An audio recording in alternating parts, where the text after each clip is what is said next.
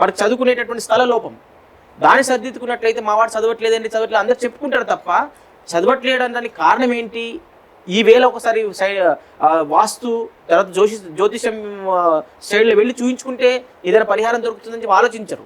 వాడు మొద్దుచుంటే అయిందని అయ్యి వాడు నిష్ప్రయోజకుడు అయినంత వరకు వాడిని చూస్తూనే ఉంటారు అలాగే, అంతే కదా. కానీ ఏదో ఒక చిరు ప్రయత్నం చేసి ఒక స్టెప్ తీసుకుని ఆలోచించరు. అంటే ఈ రోజుల్లో ఏంటంటే జ్యోతిష్యులు వాస్తు అనేసరికి ఏమవుతుందో ఒక మార్కెటింగ్ ఎక్కువ చేసుకుంటున్నారు. కరెక్ట్ చేసుకోవడం వల్ల వాళ్ళు లక్షలు లాగేస్తున్నారు. దానివల్ల భయానికి వాళ్ళు వెళ్ళలేకపోతున్నారు. కాబట్టి మన దగ్గర ఏంటంటే అలా జరగకుండా వచ్చినటువంటి క్లయింట్ ఏ స్థాయిలో వాళ్ళు పెట్టుకోగలుగుతారు, ఏ స్థాయిలో ఉన్నారు, వాళ్ళకి ఎంతవరకు మనం రిలీఫ్ ఇవ్వగలుగుతాము, ఏవేవి చేయాలో అవి మాత్రమే చేస్తున్నాం మనం వాళ్ళ శక్తి మేరకు. వాళ్ళకి కొంచెం పాజిటివ్ వచ్చింది అనుకోండి, సెకండ్ టైం ఇంకోటి కూడా గురుగారిది మాకు పాజిటివ్ జరిగింది కాబట్టి మేము ఇంకా కొంచెం డబ్బు సమకూర్చుకున్నాము, అది కూడా చేయండి అని చెప్పి చేయించుకునే వాళ్ళు ఉన్నారు. Right sir. కొందరికి డబ్బు సంపాదిస్తుంటారు కానీ నిలబడదు, ఇంట్లో డబ్బు నిలబడదు. ఇట్లాంటి వాటికి ఎట్లాంటి పరిహారాలు చెప్తారు? అంటే ఒకటి ఏంటంటే డబ్బు నిలవాలంటే ఫస్ట్ దైవకృప ఉండాలి. ఓకే. ఆ దైవకృప కావాలంటే మన ఇంట్లో, మన ఆఫీస్లో, మన ఫ్యాక్టరీలో నార్త్ ఈస్ట్ జోన్ బాగుండాలి. ఓకే. డబ్బు ప్రవాహం కావాలంటే సౌత్ ఈస్ట్ జోన్ బాగుండాలి, ఆగ్నేయం. సౌత్ ఈస్ట్ జోన్ లో డబ్బు ప్రవాహం వస్తుంది. ఓకే. మూడోది ఏంటంటే సౌత్ వెస్ట్ జోన్ లో స్థిరత్వం, డబ్బు నిలుస్తుంది. ఓకే. డబ్బు వస్తుంది నిలబడట్లేదు, కారణం ఏంటంటే వాళ్ళ ఇంట్లో స్థిరంగా నిలబడట్లేదు అంటే సౌత్ వెస్ట్ ప్రాబ్లం ఉంటుంది. ఓకే. సౌత్ ఈస్ట్ జోన్ బాగుంటది, నార్త్ ఈస్ట్ జోన్ బాగుంటుంది.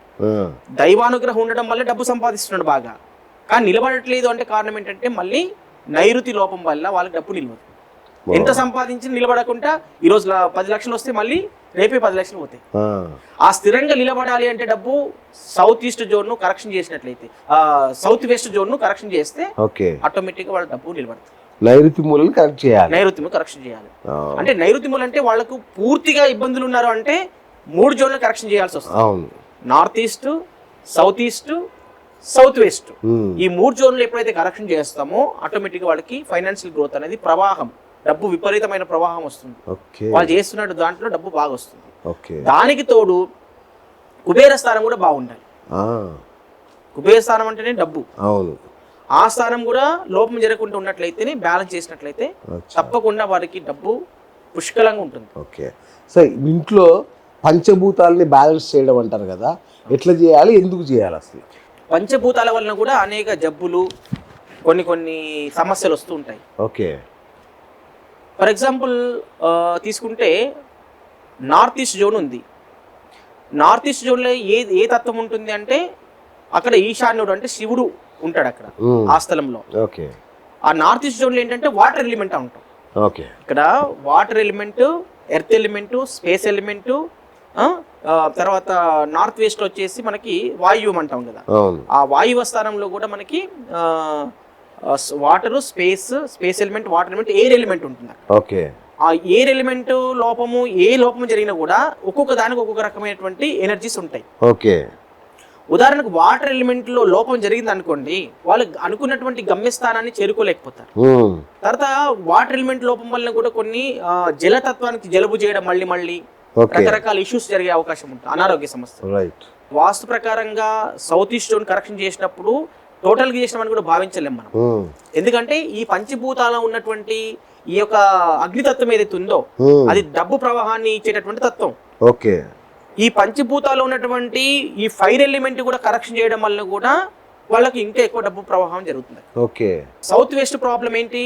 సౌత్ వెస్ట్ ప్రాబ్లం లో ఉన్నటువంటి ఎనర్జీ ఏంటి? అక్కడ స్థిరత్వం. ఓకే. శత్రువును జయించే స్థలం.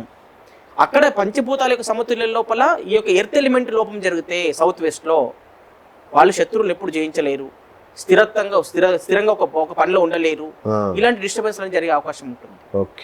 అట్లా ఒక్కొక్క తత్వాన్ని, పంచభూతాల తత్వాలు కరెక్ట్ గా బ్యాలెన్సింగ్ ఉన్నాయా లే వాళ్ళ ఇంట్లో, లేకపోతే అవి ఎట్లా బ్యాలెన్స్ చేయాలంటే రెమెడీ ద్వారా బ్యాలెన్స్ చేయడం వల్ల వాళ్ళకి ఎలాంటి సమస్యలు, పంచభూతాలు కానీ, నవగ్రహాలు కానీ, 16 జోన్స్ కానీ ఏదైనప్పటికీ కూడా వాళ్ళ ఇంట్లో ఉన్నటువంటి నెగిటివ్ పర్ఫెక్ట్గా వాళ్ళ ఇంటికి వెళ్ళి 1 గంట 2 గంటల సేపు వాళ్ళ ఇల్లు పరిశీలన చేసి అవన్నీ కూడా ఇన్బ్యాలెన్స్ ఉన్నటువంటి ఒక నోట్ చేసుకొని వాళ్ళు రెమెడీ చేయాలనుకున్నప్పుడు ఆ రెమెడీ చేసిన తర్వాత మళ్ళీ రీచెక్ చేసి పంచభూతాలైనా, నవగ్రహాలైనా, అనారోగ్య సమస్యలకు సంబంధించినటువంటి నెగిటివ్ ఎనర్జీస్ ఉన్నా కూడా కరెక్షన్ చేయొచ్చు.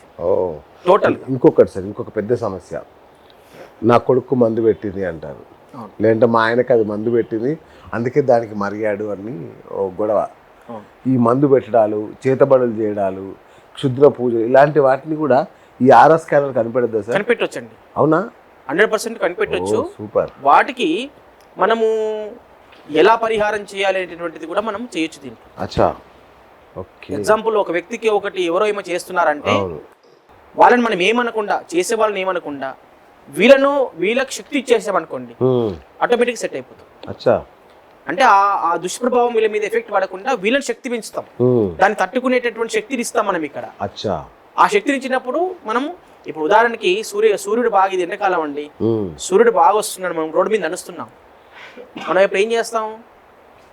గొడుగు పట్టుకోక తప్పదు కదా. గొడుగు పట్టుకుంటే సూర్యుడు ఇచ్చేటటువంటి సూర్యరశ్మి మాత్రం ఆపగలుగుతాం మనం? ఆపలేము. చెడు చేసేవాడిని ఆపగలుగుతామా? ఆపలేము. అలాగే సూర్యుడు వచ్చేటటువంటి ఎనర్జీ ఏదైతే కిరణాలు ఉన్నాయో ఆ కిరణాలను మనం తప్పించుకోవడానికి మనం గొడుగు పట్టుకుంటే కొంచెం రిలీఫ్ దొరుకుతుంది.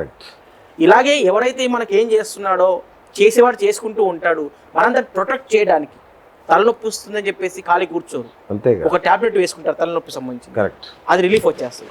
అట్లాగే ప్రతిదానికి రిలీఫ్ తీసుకురావడం, దీంట్లో మనం అద్భుతాలు చేయొచ్చు. సో ఇదంతా ఎనర్జీ బ్యాలెన్సింగ్, టోటల్ బ్యాలెన్సింగ్ చేయడం. Okay okay sir. ఇప్పుడు చాలా మంది మరి మెడిసిన్స్ వాడుతుంటారు ఏదైనా వ్యాధి వచ్చినప్పుడు, వాళ్ళకు కూడా ఈ ఎనర్జీ బ్యాలెన్స్ అవసరమా? 100% అండి. కొన్ని వాస్తు దోషాలు ఉండడం వల్ల వాళ్ళకి కొన్ని మెడిసిన్స్ కూడా పనిచేయాయి, ఇది వాస్తవం. ఓకే.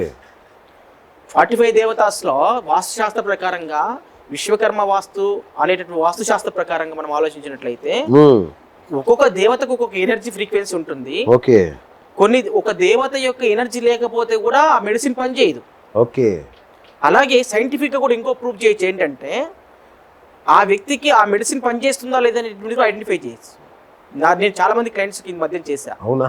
చేసినప్పుడు నాకు వచ్చిన అనుభవం ఏంటంటే, వాళ్ళు 4 రకాల మెడిసిన్ తెచ్చుకుంటారు, ఒకటే జబ్బుకు సంబంధించిన 4 రకాల మెడిసిన్ తెచ్చుకుంటారు. తెచ్చుకున్నప్పుడు డాక్టర్ గారు ఏం చేస్తారు అంటే, ఒక మందు రాస్తారు ఫస్ట్ పోగానే,